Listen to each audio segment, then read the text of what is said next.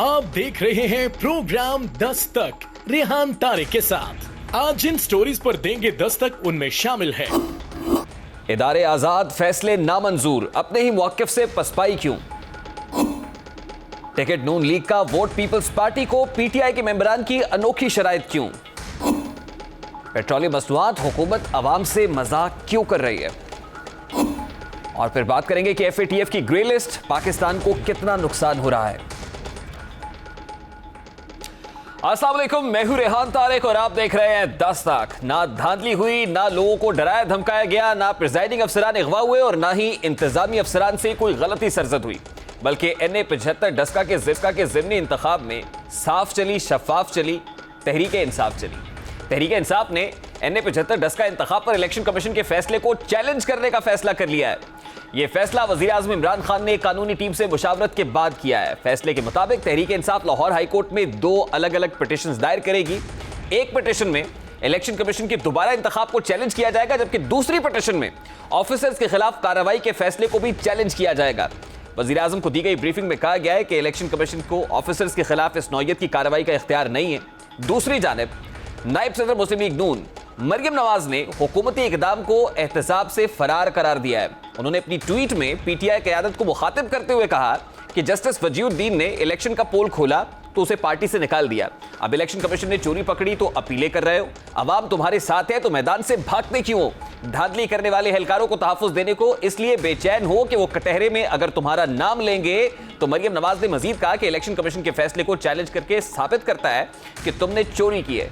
Vote चोरी में मुलविस अफसरान को बचाना साबित करता है कि चोरी तुम्हारे कहने पर की गई है। शफाफ इंतखाबात की हामी पार्टी आज खुद ही तहकीकात के रास्ते में दीवार बनकर खड़ी हो गई है। हालांकि पीटीआई क़यादत इलेक्शन कमीशन के फैसले से कबल मुसलसल इस बात की वजाहत देती आ रही है कि वो फैसले को कबूल करेगी। मरियम नवाज का लहजा आज वही लहजा है जो 2014 में वजीर आज़म इमरान खान का लहजा था। मरियम नवाज के इल्जामात तकरीबन वही इल्जामात हैं जो 2014 में कप्तान के इल्जामात थे। मरियम नवाज के वही मुतालिबात हैं जो 2014 में तहरीक इंसाफ के मुतालिबात थे। फर्क सिर्फ इतना है कि 2014 में इमरान ऑपोजिशन में थे, आज कप्तान खुद वजीर आज़म इस्लामी जमहूरिया पाकिस्तान है। कप्तान उस वक्त क्या कहा करते थे जब वो ऑपोजिशन में थे, जरा उसकी एक झलक आपके सामने रखता है।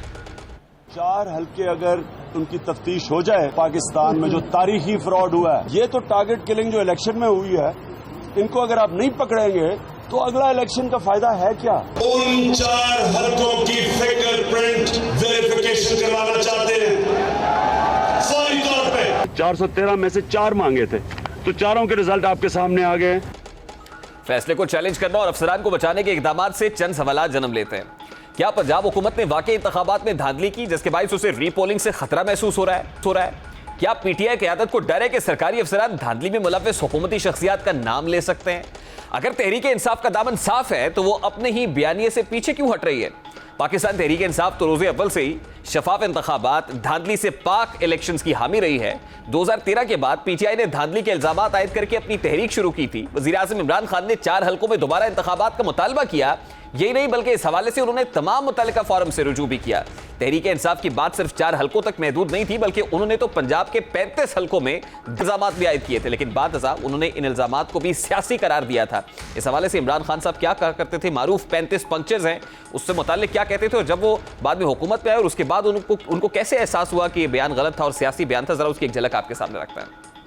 इसने 35 पंचर लगाए थे और 35 पंचर लगा के किसको पीसीबी चेयरमैनशिप का एक तोहफा दिया गया। 35 पंचर मियां साहब मैंने ला देते हैं, इसका मतलब पंजाब में 35 हल्कों में काम किया है। टेलीफोन कौन पकड़ी है नजम सेठी को कहते हुए एक शरीफ बरादरान को कि मियां साहब मैं 35 पंचर ला देते हैं। 35 पंचर की बात कमीशन के सामने क्यों नहीं हुई? 35 पंचर तो कोई और चीज, उसको वो तो एक हमारे ब्रिगेडियर सैमसन ने कहा कि मुर्तजा पोया ने कहा है उनको कि अमेरिकन एम्बेसडर ने उनको बताया है कि पंचर क्या होता है, क्योंकि उन्होंने टेलीफोन कौन पकड़ी है नजम सेठी को कहते हुए एक शरीफ बरादरान को कि मियां साहब मैं 35 पंचर ला देते हैं, लेकिन ये बात ही नहीं थी ना।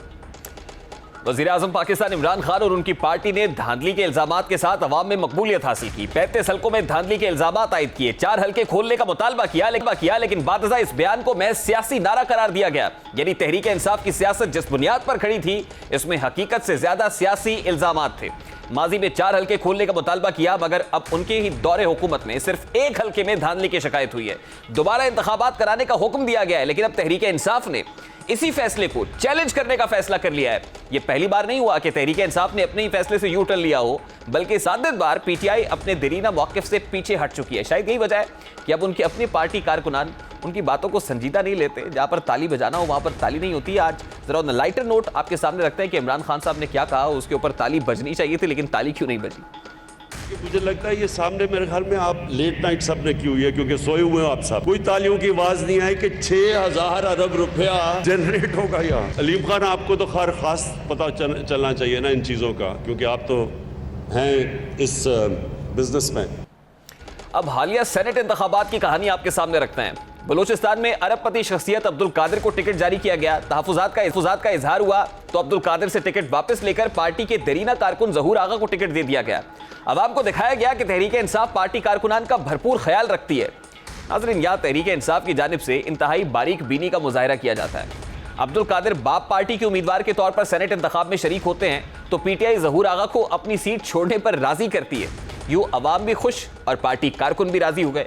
यही नहीं बल्कि ऐसा ही पार्टी की एक और देरीना कारकुन नजीबुल्लाह खटक के साथ भी हुआ है, जिनके मुकाबले में अरबपति शख्सियत को अहमियत दी गई। बादशाह पार्टी के रद्द-ए-अमल के बाद फैसला वापस हुआ, टिकट नजीबुल्लाह खटक को दिया गया। इब्तदा में उन्हें टिकट देकर यह तासुर दिया गया कि पीटीआई ने एक लोअर मिडिल क्लास पार्टी कारकुन को सेनेट का टिकट दिया है, लेकिन बादशाह उनसे टिकट वापस लेकर इस बात पर मोहर तस्दीक सख्त कर दी गई कि नामुमकिनात में है कि सेनेट से किसी आम कारकुन को टिकट मिले, बल्कि यह हक तो सिर्फ अरबपतियों का है। ऐवान बाला यानी सेनेट का इदारा काबिल अफराद, अपने शोबों के माहिरीन, जो एक्सपर्ट्स हैं, जो क्रेडिबल लोग हैं, उन पर मुश्तमिल होता है, लेकिन पीटीआई इस ऐवान में भी अरबपति कारोबारी शख्सियात को ला रही है। अब सवाल है कि क्या तहरीक इंसाफ के पास अपनी पार्टी में कोई भी ऐसा काबिल फर्द नहीं है बाला के मेयार पर पूरा उतर सके? जब माजी में वजीर आज़म इमरान खान लोगों अफराद से मुतालिक बात किया करते थे तो क्या कहते थे कि उनके पास कितने लोग हैं और कितने क्रेडिबल लोग हैं, जरा उसकी एक झलक भी आपके सामने रखता है। 200 पाकिस्तानियों को जो हमने बड़े बड़े ओहदों पे बिठाना है, उनकी लिस्टें हम बना रहे हैं इस वक्त। सिर्फ 200 लोग चाहिए और हमने अभी से तलाश शुरू कर दी है इन 200 लोगों की। ये मुल्क आपको ठीक एकदम तब्दीली होकर दिखाएंगे। अब एक और मामले पर तहरीक इंसाफ अपने बयानिए से पीछे हटी। यह मामला था इलेक्शन कमीशन में सालों से जेर समात फॉरेन फंडिंग केस का। जब वज़ीर आज़म पाकिस्तान इमरान खान ने चैलेंज किया था कि मामले की ओपन समाअत की जाए, उन्हें अवाम की जानिब से भरपूर दाद दी गई, लेकिन अगली समाअत के मौके पर पीटीआई ने खुफिया समाअत रखने का मुतालबा किया। उनके वकील की जानिब से दरखास्त की गई इसे खुफिया रखा जाए, इसे अकबर एस बाबर के साथ शेयर ना किया जाए। यही नहीं बल्कि फॉरेन फंडिंग केस के हवाले से दस्तावेजात अकबर एस बाबर को ना देने की अपील भी हुई। इस हवाले से क्या मौक़िफ़ सामने आया और उस पर तजाद कैसे देखा गया, जरा उसकी एक झलक भी आपके सामने रखता है। कहता हूं इस केस की ओपन हेयरिंग होनी चाहिए। मैं चैलेंज करता हूं, ये हेयरिंग होनी चाहिए कैमरा के ऊपर, लाइव जानी चाहिए कौम को कि ये सारे बैठे हो, फजल रहमान बैठा हो, उसके साथ बैठा हो हमारे पीपल्स पार्टी, PMLN और तहरीक इंसाफ। अवाम को सच्चाई चाहिए, अवाम को हकीकत जानना चाहते हैं, इसीलिए इलेक्शन कमीशन वो बाइख्तियार इदारा है। ये तमाम रिकॉर्ड उनके हवाले किया जाए और वो रोजाना की बुनियाद पे इस पे हेयरिंग करें। अवाम, सिविल सोसाइटी, मीडिया, सबके नुमाइंदे वहाँ मौजूद हों।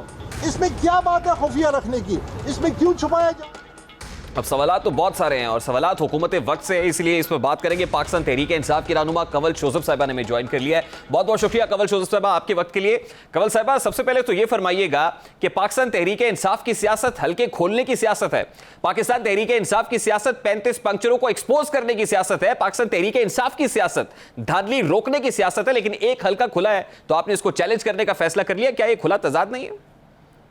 बिस्मिल्लाहिर्रहमानिर्रहीम। Thank you very much Rehan, आपने बिल्कुल ठीक कहा है। ये हल्के खोलने की सियासत है, 126 दिन प्रिंसिपल स्टैंड लेने की सियासत है, हर फोरम पे जाके ट्रिब्यूनल से लेकर सुप्रीम कोर्ट तक सवाल उठाने की सियासत है। लेकिन जिससे आप मवाजना कर रहे हैं वो केस बिल्कुल डिफरेंट है। मैं और उसको एक्सप्लेन कर देती हूँ कि क्यों वो डिफरेंट है। जिस दिन इलेक्शन की रात थी वहाँ पर आपको पता है कि जो एक डिवाइड है अर्बन और रूरल में, और क्यास ये है रिज़ल्ट्स पिछले देखते हुए कि जो अर्बन साइड है डस्का की, उसमें PMLN जो है वो खासी डोमिनेटिंग वो उस पर मेजॉरिटी पे आती है, जबकि उसकी जो रूरल साइड है वहाँ पर PTI के जो कैंडिडेट्स हैं उनको हमेशा अप्रिसिएशन मिलती है। और मल्ली फैमिली और एक दो और फैमिलीज़ हैं, क्योंकि मैं ख़ुद भी जट फैमिली से ताल्लुक़ रखती हूँ, तो वहाँ जाट्स की या जटों की मुख्तलिफ ज़ातों के जट्स बैठे हुए हैं और वो बरादरीज़म पे वोट डालते हैं। तो रूरल एरिया में वो ज़्यादा जो है हमारे जो वहाँ के कैंडिडेट्स हैं उनकी काफ़ी डीप पेनिट्रेशन है। तो उस दिन जिस वक्त अर्बन की कंप्लीट हो गई, 337 पोलिंग बूथ्स के रिज़ल्ट्स आ गए और उस पर मरियम बीबी ने और बाकियों ने स्टैंप लगा दी कि बड़ा अच्छा इलेक्शन यहाँ से तो हमारा बड़ा ज़बरदस्त हो रहा है। लेकिन उन 23 हलकों पे उनको इतराज़ हो गया है जो पीटीआई के मेजॉरिटी वाले एरियाज़ हैं। और रात के तकरीबन 3 बजे एक हाथ से लिखी हुई दरख्वास्त दी मोहतरमा नौरीन साहिबा ने, नौरीन इफ्तिखार जो कैंडिडेट हैं पाकिस्तान मुस्लिम लीग नून की, मेरे पास वो दरख्वास्त की कॉपी पड़ी है, मैं आपको जी नौशीन इफ्तिखार ने कि 23 हलकों में हमें जो है वो एतराज़ है, लिहाजा इनकी जो है वो दोबारा पोलिंग कराई जाए और वो उन्होंने इलेक्शन कमीशन को भेज दिए। अच्छा, इलेक्शन कमीशन ने उसके बाद रिज़ल्ट रोक लिए जो कि आइन की रूह से या लॉ के हिसाब से एक बनता नहीं है, इस तरह से होता नहीं है कि आप किसी पूरे हलके का रिज़ल्ट जो है वो रोक लें। इलेक्शन कमीशन ने 2 स्टेप्स को बाईपास करके और उसके बाद सीधा उन्होंने कहा कि जनाब दोबारा पोलिंग होगी। तो इस फैसले को हम नहीं इसलिए मानते क्योंकि जो एक सिस्टम बना हुआ है या जो एक रूल्स बने हुए हैं उनको सही तरीके से फॉलो नहीं किया गया। और रूल ऑफ लॉ के लिए जो इस किस्म की जंग होती है वो ज़रूर लड़नी चाहिए ताकि कोई ऐसी डिस्क्रिपेंसीज और ऐसे केस लॉज ना बने जो आने वाले टाइम में बाकियों के लिए भी मुसीबत बने। इसलिए इस फैसले को चैलेंज करना बनता था और इसलिए इस फैसले को चैलेंज किया गया। आपको लगता है कि election commission of Pakistan independent इदारा नहीं है और इलेक्शन कमीशन ने जो फैसला किया है वो कोई आज़ाद फैसला नहीं है? देखिए, मैंने इदारे के रोल पे तो बिल्कुल सवाल नहीं उठाया, मैंने उनके फ़ैसले पे सवाल उठाया।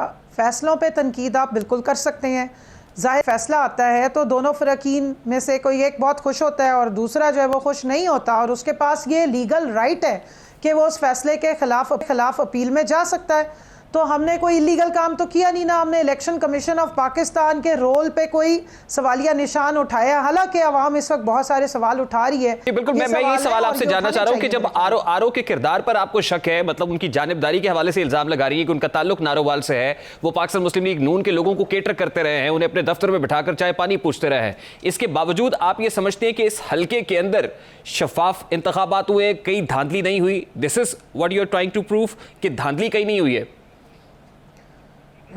मैंने तो नहीं कहा कि धांधली नहीं हुई है, या मैं ये तो नहीं कह रही हूं कि धांधली हुई है। फिर तो किन बेसिस पर आप चैलेंज कर रही हैं इस फैसले को? मैं सिर्फ जिन्होंने धांधली के इल्जामात लगाए हैं उन्होंने धांधली के सबूत नहीं दिए, उन्होंने एक वेग किस्म की स्टोरीज बनाई।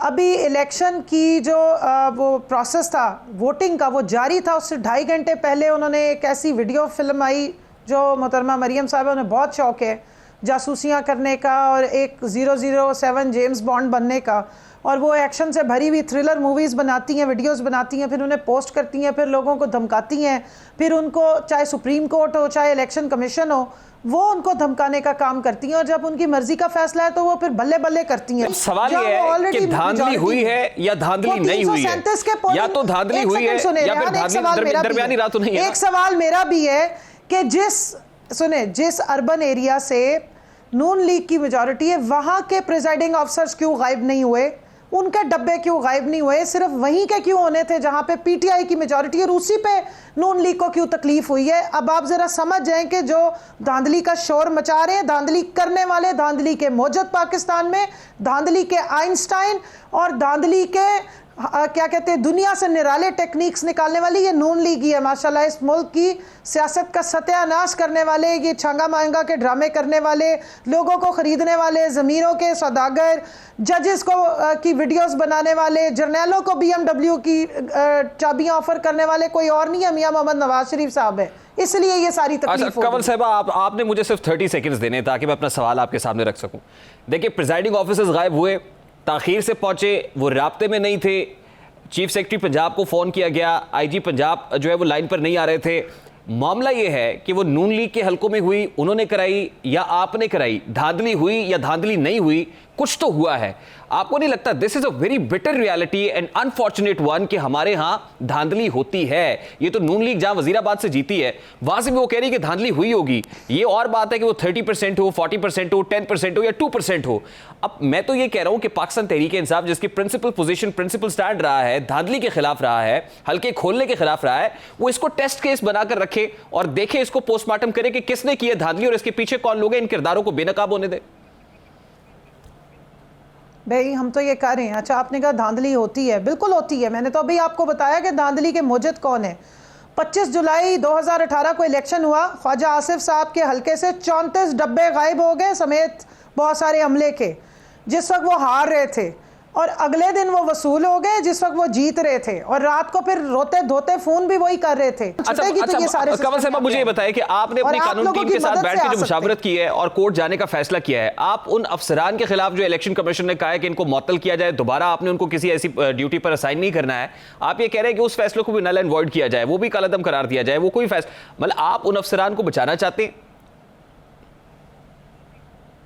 देखिए, अगर तो एक ओवरऑल फैसला बना के दिया गया तो मैं समझती हूँ हम बिल्कुल इनकरेज करेंगे। ऐसा ही एक फैसला जो है वो सिंध में आना चाहिए, जहां अलीम आदिल शेख साहब के साथ जो सलूक किया गया हमारे और वर्कर्स, मेरे पास वीडियोस पड़ी हैं हमारी। देखिए, I am particularly talking about NA-75 जहां पे जीता है, जहां नून लीग जीत गई, वहां तो ऐसा कोई शोर शराबा नहीं मचा। वहां यही इंतजामिया थी, यही हुकूमत थी और यही इलेक्शन कमीशन था। किसी के साथ आप ज्यादती तो नहीं कर सकते। कंवल साहब, मैंने सेनेट के मामले पर भी आपसे बात करनी, मुझे बताएं कि अब्दुल हफीज शेख साहब जो पाकिस्तान तहरीक इंसाफ के उम्मीदवार है, उनके मामले पर पाकिस्तान तहरीक इंसाफ के नजरियाती कारकुन कहां पर खड़े हुए? नजरियाती कारकुन का क्या मतलब है? हमारे वो जब हमारी गवर्नमेंट को लेके आगे चल रहे हैं, पिछले 1.5 साल से वो हुकूमत का हिस्सा है। प्राइम मिनिस्टर की PTI के हुकूमत और PTI के चेयरमैन और पाकिस्तान के वजीर आजम के कैबिनेट के वो मेंबर हैं। आप तो पिछले 1.5 साल की बात कर रही हैं, वो पता नहीं कितने सालों से तकरीबन हर हुकूमत का हिस्सा रहे हैं या नहीं है, उनके बारे में वो पैराशूटर रहे हैं। उन्हें जब जब जो है वजारत ऑफर की जाती है वो पाकिस्तान आ जाते हैं, जब वो टेन्योर खत्म होता है पाकिस्तान से चले जाते हैं, जिसको आप उर्फ आम में पैराशूटर कहा जाता है। तो आमिर लियाकत साहब या दीगर लोग ये समझते हैं कि अब्दुल हफीज शेख साहब क्योंकि पाकिस्तान तहरीक इंसाफ के हकीकी आदमी नहीं है, कारकुन नहीं है, इसलिए हम उनको वोट कास्ट नहीं करेंगे। अच्छा, मैं इसकी मिसाल दे देती हूँ। पैराशूटर तो नवाज शरीफ साहब भी हैं, इलेक्शन लड़ने आ जाते हैं, इलेक्शन लड़ते हैं, एंजॉय करते हैं, जब उन पे कोई केसेस बने हुए होते हैं उनकी करप्शन के, फिर वो NRO लेते हैं और दौड़ जाते हैं। इस वक्त भी वो बाहर बैठे हुए हैं, बहाने बना के गए हैं, और पहले भी वो इसी तरह बाहर जाते रहे। और जरदारी साहब उनके बारे में बयान देते हैं, इंतखाबी निशान पर ही लड़ते हैं ना। बिल्कुल अच्छा करते हैं, बहुत अच्छा करते हैं। अब बहुत सारे लोग हैं जो लेफ्ट राइट हो गए हैं, मतलब अज़मा बुखारी साहिबा उनको रॉ का एजेंट कहती थी, आज वो उनकी सबसे बड़ी स्पोक्स पर्सन है। पहले पीपल्स पार्टी के साथ होती थी, आज वो नून लीग की तर्जुमान बनी हुई है।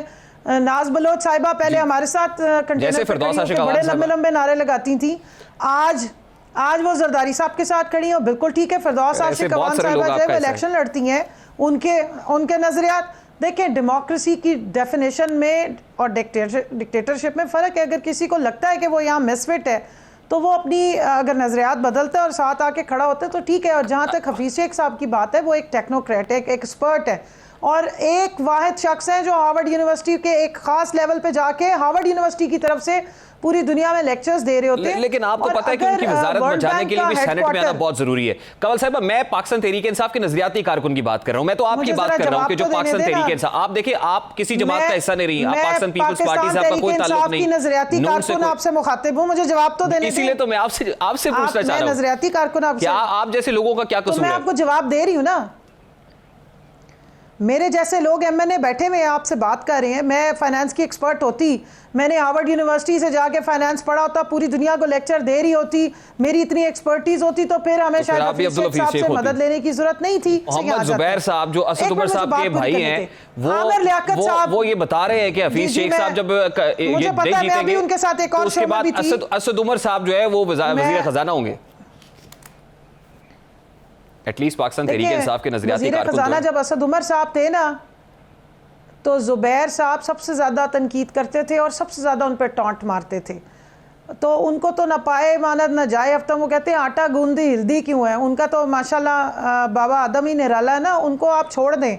वो तो खुद बेचारे सेनेट की धूल चाटना भी नहीं उनके नसीब में रहा। वो कराची से उनका वोट ट्रांसफर करा के फिर यहाँ उनको ठेंगा दिखा दिया। आपके 12 MNAs राब्ते में है पाकिस्तान मुस्लिम लीग से? तो ये पाकिस्तान मुस्लिम लीग नून बता देना कि उनसे कौन कौन से MNAs राब्ते में, मुझे क्या इल्हाम होना है। मैं ये कह दूं कि 34 उनके MNA इस वक्त हमारे से राब्ते में और हमसे मांग रहे हैं कि हमें ले लो और फॉरवर्ड ब्लॉक बनाने जा रहे हैं, तो आप उनसे पूछें। नहीं, आप यकीनन अपनी मालूमात की बिना पर कह रही हूं।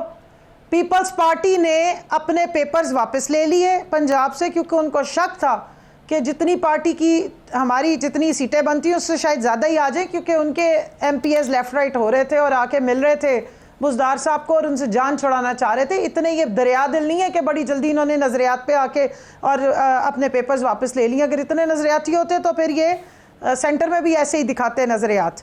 तो जो 6 सीटों के बाद 2 सेनेटर की सीटें निकाल लें, उनसे आप नज़रियात की तवक्को ना रखिए।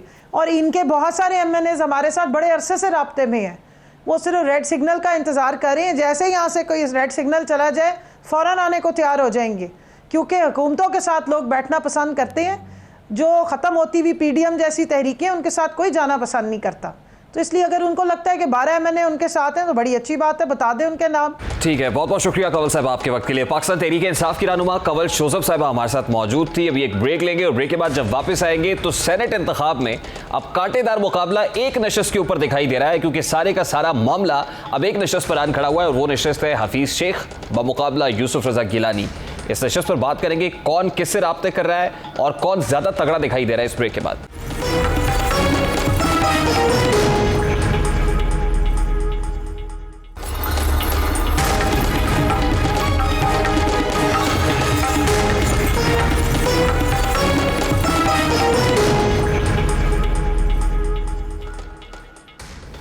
सेनेट इंतखाबात में जोड़ तोड़ और इख्तलाफात का सिलसिला जारी है। पंजाब में मफाहमत की तारीख रकम हो गई है, जबकि बलूचिस्तान, सिंध और खैबर पख्तूनख्वा में मामलात उलझे उलझे दिखाई दे रहे हैं। पंजाब के अंदर तो बिला मुकाबला सेनेटर मुंतखब हो गए हैं, जहां बज़ाहिर एक सियासी मुकमकाव भी दिखाई देता है, लेकिन अभी दीगर सूबों के अंदर मामला उलझा हुआ है। हुकूमत और PDM दोनों इस वक्त यूसुफ रजा गिलानी और हफीज शेख को सेनेटर बनाने के लिए कोशा है और इस एक नशस्त के ऊपर बड़ा कांटेदार मुकाबला दिखाई दे रहा है।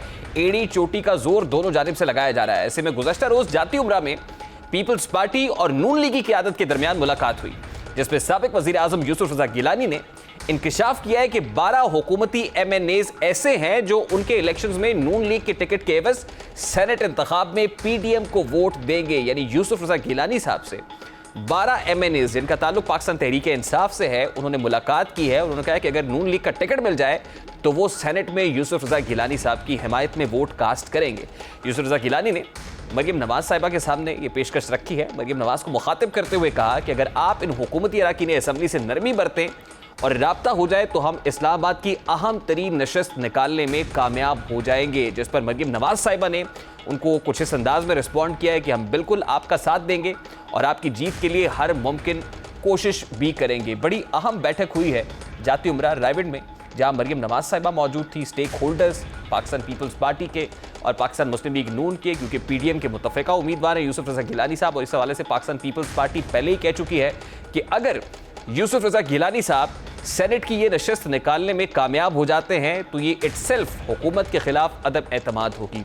और किसी हद तक ये बात बिल्कुल दुरुस्त भी दिखाई देती है कि अगर वो 12 MNAs हैं, 14 हैं या जितने भी MNAs हैं, अगर पाकिस्तान तहरीक इंसाफ कौमी असम्बली के अंदर अपनी अददी अक्सरियत होने के बावजूद ये अहम नशस्त हार जाती है। अब ये नशस्त इसलिए भी अहम है कि वज़ीर ख़जाना हफीज़ शेख साहब, जो ऑलरेडी जिनके ऊपर ये ज़रूरी है कि वो अगर सेनेट के अंदर आते हैं तो फिर वो वज़ीर ख़जाना बरकरार रह सकेंगे, अदरवाइज़ वज़ीर ख़जाना कोई और होगा। और असद उमर साहब तो इस हवाले से क्लेम भी कर रहे हैं कि अगर वज़ीर ख़जाना हफीज़ शेख साहब नहीं रहते, यानी वो सेनेट की नशस्त नहीं जीतते हैं, तो उसके बाद हो सकता है दोबारा ये कलमदान असद उमर साहब को सौंप दिया जाए। तो इस हवाले से हुकूमत के लिए ये बिल्कुल इस वक्त जो है वो नेल बाइटिंग कॉन्टेस्ट दिखाई दे रहा है। हफीज़ शेख साहब को अगर वज़ीर ख़जाना रखना है तो सेनेट की ये नशस्त निकालनी है, अदरवाइज़ हफीज़ शेख साहब तो चले जाएंगे और उसके बाद फिर किसी न किसी को ये कलमदान सौंपना पड़ेगा। और इसके मुमकिन उम्मीदवार असद उमर साहब ही है, क्योंकि इससे पहले भी ये कलमदान उनके पास रहा है। लेकिन इससे भी ज़्यादा इंपॉर्टेंट बात यह है कि पाकिस्तान तहरीक इंसाफ के जो नज़रियाती कारकुनान हैं, पाकिस्तान तहरीक इंसाफ के नज़रियाती MNAs हैं, उनका ख्याल ये है कि हफीज़ शेख साहब क्योंकि एक पैराशूटर हैं और मुख्तलिफ हुकूमतों का हिस्सा भी रहे हैं, उनका ताल्लुक हकीकी पाकिस्तान तहरीक इंसाफ के साथ या हकीकी नज़रियाती कारकुन का नहीं है पाकिस्तान तहरीक इंसाफ से, इसलिए वो हफीज़ शेख साहब को कम अज़ कम वोट नहीं देंगे। यूसुफ रजा गिलानी साहब को वोट देना या ना देना ये दूसरी बात है, जैसे आमिर लियाकत साहब, डॉक्टर आमिर लियाकत ने ये क्लेम किया कि वो हफीज़ शेख साहब को इसलिए वोट कास्ट नहीं करेंगे क्योंकि हफीज़ शेख साहब पाकिस्तान तहरीक इंसाफ के नजरियाती कारकुन नहीं हैं, उनके साथ जुड़े नहीं हुए हैं, इसलिए वो उनको वोट पोल नहीं करेंगे। अब दूसरी तरफ यूसुफ रजा गिलानी साहब इस हवाले से क्लेम कर रहे हैं कि 12 MNAs जो ये कह रहे हैं पाकिस्तान तहरीक इंसाफ के हकीकी लोग हैं। अब उनकी तरफ से ये कहा जाना कि अगर नून लीग का टिकट मिल जाए, यानी कितनी इंटरेस्टिंग बात है कि जो उम्मीदवार हैं उनका ताल्लुक पाकिस्तान पीपल्स पार्टी से है, लेकिन उनसे 12 MNAs जो हुकूमती हैं वो मिल रहे हैं और वो कह रहे हैं कि अगर नून लीग का टिकट मिल जाए तो हम आपकी हिमायत करने को तैयार हो जाएंगे। अब सवाल तो ये भी उठता है कि क्या पाकिस्तान पीपल्स पार्टी का टिकट ज़्यादा अहम है अगले इंतखाबात के लिए या पाकिस्तान मुस्लिम लीग नून का टिकट अहम है। और बज़ाहिर ये भी दिखाई देता है कि जिन MNAs ने ये बात की होगी यूसुफ रजा गिलानी साहब से, फिर उनका ताल्लुक मुमकिन तौर पर पंजाब से होगा, क्योंकि पंजाब में पाकिस्तान मुस्लिम लीग नून जो है बड़ी तगड़ी है और यहाँ पे अगर कुछ लोग ये बात कर रहे हैं तो इसका मतलब है कि वो, लेकिन बात यह है कि पंजाब से पाकिस्तान तहरीक इंसाफ के MNAs कितने हैं इस वक्त जो नेशनल असम्बली के अंदर बैठे हुए हैं, ये सवाल तो यकीनन पाकिस्तान पीपल्स पार्टी से ही बनता है और पाकिस्तान पीपल्स पार्टी से इस सवाल के जवाब लेने की कोशिश करेंगे। बड़ी अहम नशस्त है, अदम एतमाद की तहरीक का शाखसाना भी करार दिया जा रहा है इसको। अगर ये वोट ऑफ नो कॉन्फिडेंस है तो इसके बाद हो सकता है कि PDM में मौजूद जमातें वो बाकायदा तौर पर ईवान के अंदर वोट ऑफ नो कॉन्फिडेंस लाने की कोशिश भी करें। क्या होता है यकीनन ये तो वक्त ही बताएगा। अभी एक ब्रेक लेते हैं जी, और ब्रेक के बाद जब वापस आएंगे तो एक कॉमनर के लिए मसला सर उठा रहा है और कॉमनर के लिए सबसे इंपॉर्टेंट बात है इस वक्त महंगाई की, और वो महंगाई है जो रियल इशू है, अहम इशू है। और पेट्रोलियम मसनूआत की कीमतें जब बढ़ती हैं तो हर एक शख्स ये जानता है कि महंगाई तो बढ़ती है। पेट्रोलियम मसनूआत की कीमतें क्यों बढ़ रही हैं और कितनी जो है इसके अंदर इजाफा भी वो मुमकिन तौर पर दिखाई दे रहा है, इस मामले पर बात होगी इस ब्रेक के बाद।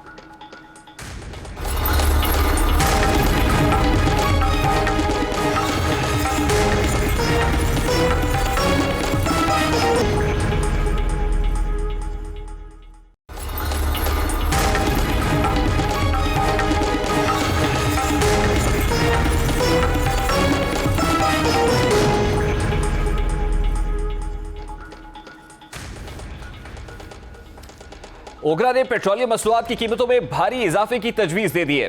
पेट्रोलियम डिवीजन को इरसाल करता समरी में पेट्रोल की फी लीटर कीमत में 20 रुपए 7 पैसे और डीजल की फी लीटर कीमत में 19 रुपए 61 पैसे इजाफे की तजवीज़ है। जराये के मुताबिक पेट्रोलियम मसनूआत की मुजव्वज़ा कीमतों का तयन 30 रुपए फी लीटर लेवी की बुनियाद पर किया गया है।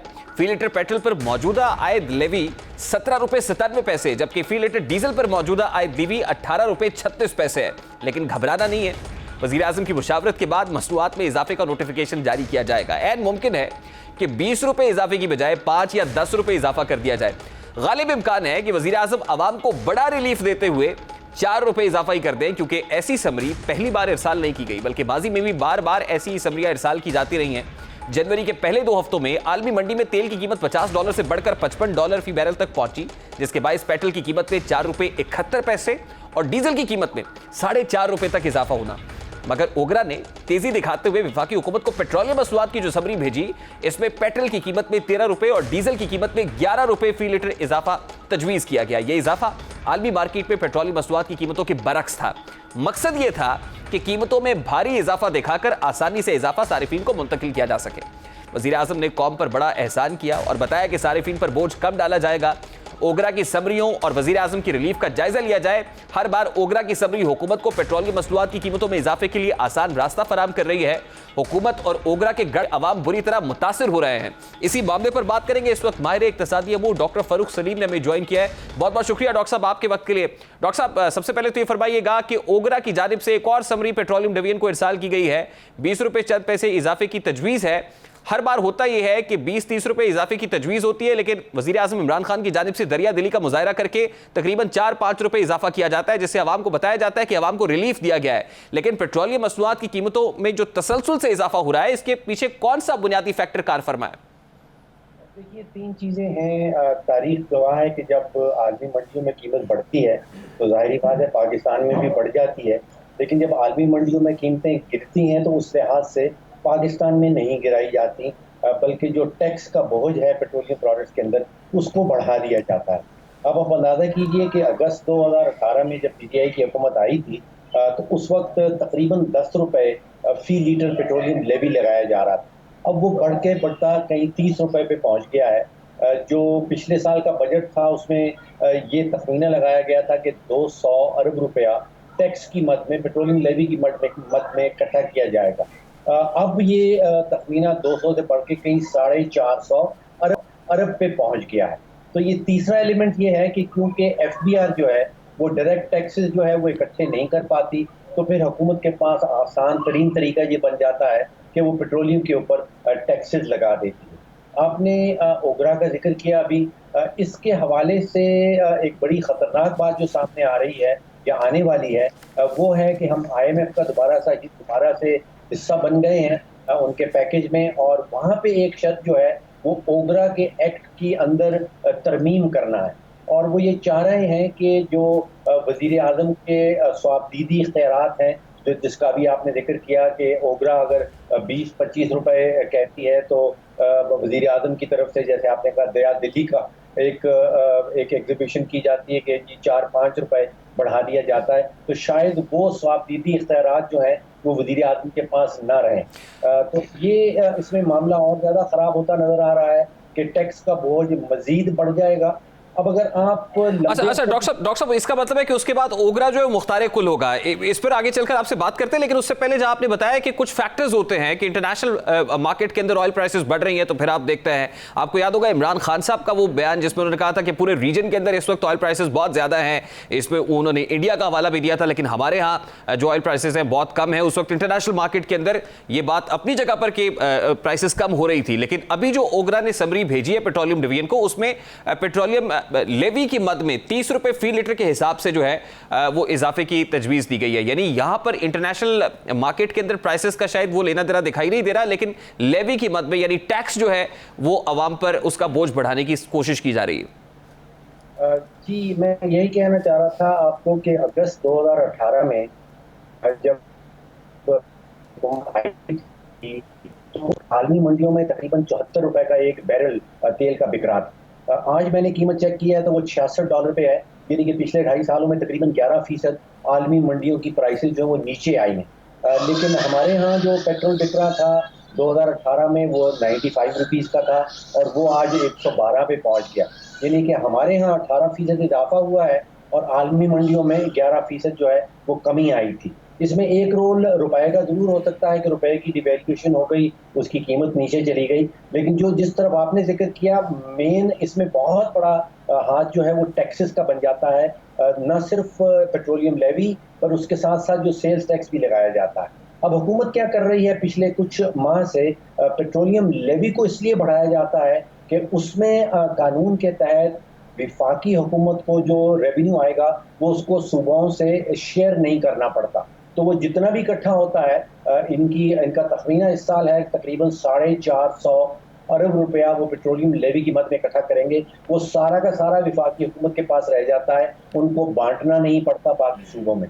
सेल्स टैक्स का ये हिसाब होता है कि जितना विफाकी हुकूमत इकट्ठा करती है वो सूबों की तरफ भी बांटा जाता है। तो एक तो ये वजह है कि पेट्रोलियम लेवी बढ़ाया जा रहा है, और उसकी वजह भी अगर आप गहराई में जाएं तो मैं देखता हूं कि एफबीआर क्योंकि डायरेक्ट टैक्सेस नहीं इकट्ठे कर पाती, तो फिर वो जो शॉर्टफॉल रह जाता है, जो कमी रह जाती है, वो पेट्रोलियम प्रोडक्ट से निकालने की कोशिश की जाती है। जी, अब डॉक्टर साहब मैं इसी तरफ आना चाह रहा था कि करेक्टिव रिफॉर्म्स की बात होती है, एफबीआर के अंदर बहुत सारी बात होती रही, टैक्स रेवेन्यू शॉर्टफॉल जो है वो हमारा फिर रिकॉर्ड सतह पर पहुंच जाता है, तो उस शॉर्टफॉल को ओवरकम करने के लिए यही इनडायरेक्ट टैक्सेस बच जाते हैं और खासतौर पर ये पेट्रोलियम सेक्टर बच जाता है, जो आसान हदफ होता है हुकूमत के लिए कि यहां पर भारी लेवी की मद में या सेल्स टैक्स की मद में इकट्ठा किया जाए, ताकि इससे एफबीआर की जो परफॉर्मेंस है वो भले शैलो है लेकिन यहां पर कुछ संभाला दिया जा सके अपनी इनकम को।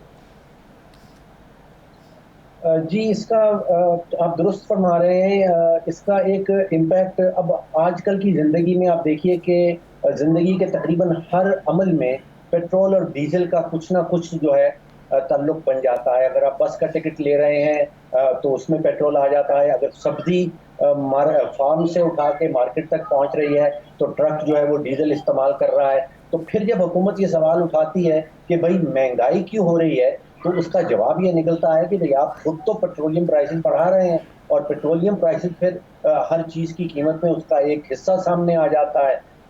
तो महंगाई बढ़ाने का जो एक बड़ी वजह ये है कि जो इनपुट कॉस्ट है जो हुकूमत खुद बढ़ा रही है, यानी कि आप तेल की कीमत बढ़ा रहे हैं, बिजली की कीमत बढ़ा रहे हैं, गैस की कीमत बढ़ा रहे हैं, तो जाहिर बात है बाकी सब चीजों में भी महंगाई का वो एलिमेंट जो आपको नजर आने लगेगा। और बिल्कुल वो देखा जा रहा है सर, इदारे शुमारियात की हफ्तावार रिपोर्ट आ जाइए, उसके अंदर भी इसकी इंडिकेशन मिल रही है। लेकिन बड़ा सादा सा सवाल है जो एक कॉमनर भी जानना चाहता है कि ये पेट्रोलियम मसनूआत की कीमतों में तसलसल जो दिखाई दे रहा है बढ़ता हुआ, ये मजीद कितने अरसे तक बाकी रहेगा और कहां जाकर आपको पेट्रोलियम मसनूआत की कीमतें थमती हुई दिखाई दे रही?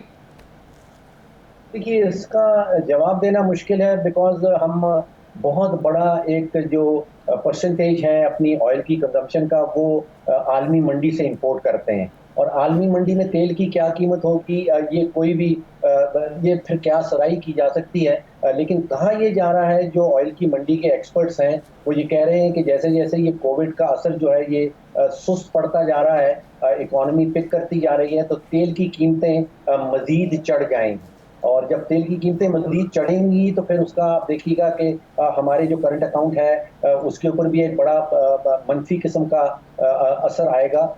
हुकूमत ये चाहे तो ये कर सकती है कि कुछ पोर्शन जो है वो अब्जॉर्ब कर ले, अपना टैक्स अगर वो कम करना चाहे तो, लेकिन उसमें फिर वो मशरूत हो जाता है कि अगर एफपीआर जो है वो किस तरह परफॉर्म कर रहा है, और एफपीआर आपको पता है कि वो एटलीस्ट डायरेक्ट टैक्सेस इकट्ठा करने में अब तक नाकामयाब रहा है। बिल्कुल तो ठीक है, ठीक है। बहुत बहुत शुक्रिया डॉक्टर साहब आपके वक्त के लिए। डॉक्टर फारूक सलीम हमारे इक्तिसादी अमूर हमारे साथ मौजूद थे। इक्तिसादी महाज पर एक और नुकसान पाकिस्तान को उठाना पड़ रहा है, और वो नुकसान पाकिस्तान को FATF की ग्रे लिस्ट में होने की वजह से उठाना पड़ रहा है। कितना नुकसान हो रहा है, इस नुकसान से मुताल्लिक आपको बताएंगे इस ब्रेक के बाद। हमारे साथ रहिए।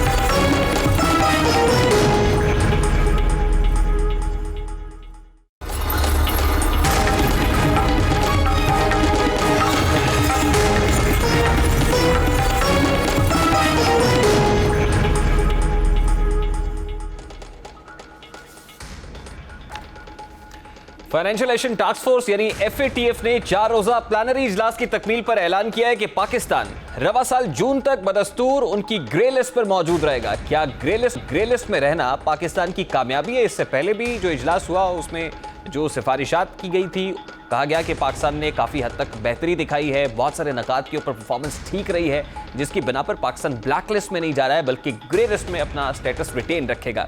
हुकूमती कोशिशें पाकिस्तान को ग्रे लिस्ट से निकालने में कारगर साबित क्यों ना हो सकी?